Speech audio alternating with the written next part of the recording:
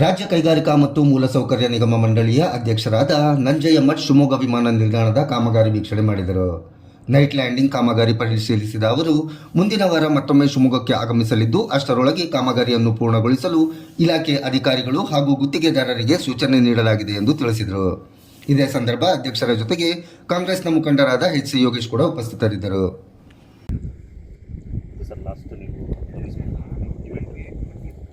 DVOR ಪ್ರಗತಿಯನ್ನು ಪರಿಶೀಲನೆ ಮಾಡೋದಕ್ಕೆ ಇವತ್ತು ಬಂದಿದ್ದೆ. ಈ ಹಿಂದೆ ನಾನು 2 ಬಾರಿ ಏರ್ಪೋರ್ಟಿಗೆ ಬಂದು ಹೋಗಿದ್ದೇನೆ. DVOR ಸಂಬಂಧಪಟ್ಟ ಗುತ್ತಿಗೆದಾರರೊಂದಿಗೆ ನಮ್ಮ ಅಧಿಕಾರಿಗಳೊಂದಿಗೆ ಚರ್ಚಿಸಲಾಗಿ ಜೂನ್ ಮೊದಲನೇ ವಾರ ಅಥವಾ 2ನೇ ವಾರದಲ್ಲಿ ಪೂರ್ತಿ ಕಾಮಗಾರಿ ಮುಗಿಸ್ಬಿಟ್ಟು ಮುಂದಿನ ಕಾಮಗಾರಿಗೆ ಮುಂದಿನ ಕೆಲಸ ಕಾರ್ಯಗಳಿಗೆ ಅನುವು ಮಾಡಿಕೊಡ್ತಿದ್ದೇನೆ ಅಂತಕ್ಕಂಥ ಮಾತನ್ನು ಹೇಳಿದ್ದಾರೆ.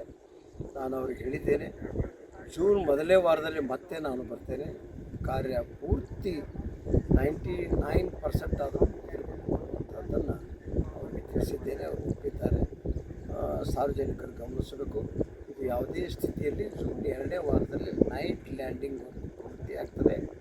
ಇದರ ಮಧ್ಯೆ ನಾವು ಇಂಡಿಗೋದವರು 1ನೇ ತಾರೀಕಿನಿಂದ ವಿಮಾನಯಾನವನ್ನು ಬೆಂಗಳೂರಿಗೆ ಸ್ಥಗಿತಗೊಳಿಸಿದ್ದಾರೆ. ಬೇರೆಯವರನ್ನು ನಾವು ಈ ವಿಷಯದಲ್ಲಿ ಮಾತಾಡ್ತಾ ಇದ್ದೇವೆ, ಕಾಂಟ್ಯಾಕ್ಟ್ ಮಾಡ್ತಾ ಇದ್ದಾರೆ. ನಮ್ಮ MD ಅವರು, ನಮ್ಮ ED ಅವರು ಎಲ್ಲ ಪ್ರಯತ್ನದಲ್ಲಿದ್ದಾರೆ. ಆದಷ್ಟು ಸಾರ್ವಜನಿಕರಿಗೆ ಬೆಂಗಳೂರು ಯಾನವನ್ನು ಎಷ್ಟು ಸಾಧ್ಯವೋ ಅಷ್ಟು ಬೇಗ ಮಾಡಿಕೊಡುವಂಥ ವ್ಯವಸ್ಥೆ ಮಾಡ್ತಾರೆ.